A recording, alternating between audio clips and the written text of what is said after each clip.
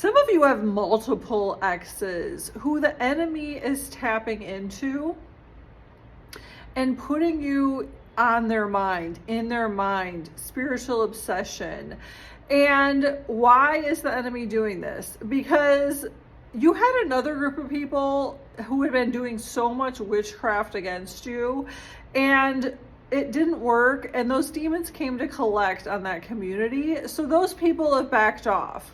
Those people messed around and found out. They are reaping the repercussions of all of their actions. And so you might have even felt like a break in the spirit, like the heaviness that had been coming against you, that it for maybe a day or two, you felt this freedom. You felt just a lightness in your spirit, that this heaviness that was coming against you had ceased, and you were correct.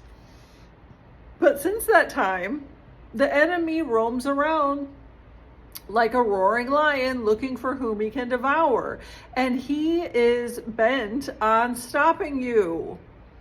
And so because this other group of community of people have bowed out for the time being, he circled around to some of your exes, and he's been putting you in their minds to try to summon you. And some of these exes had done witchcraft on you in the past. And if you think back to some of those relationships, you will acknowledge that what was happening was not normal. And maybe at that time you were in the world, you were lukewarm. So this witchcraft really worked on you. For some of you, these exes had been doing binding spells. They had been doing money spells against you, love spells.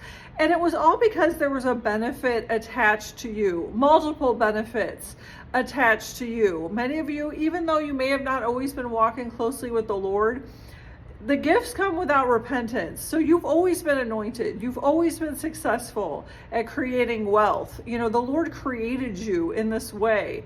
And so these people, they saw this in you, and they tried to bind themselves to you in the spirit so that they could access your finances.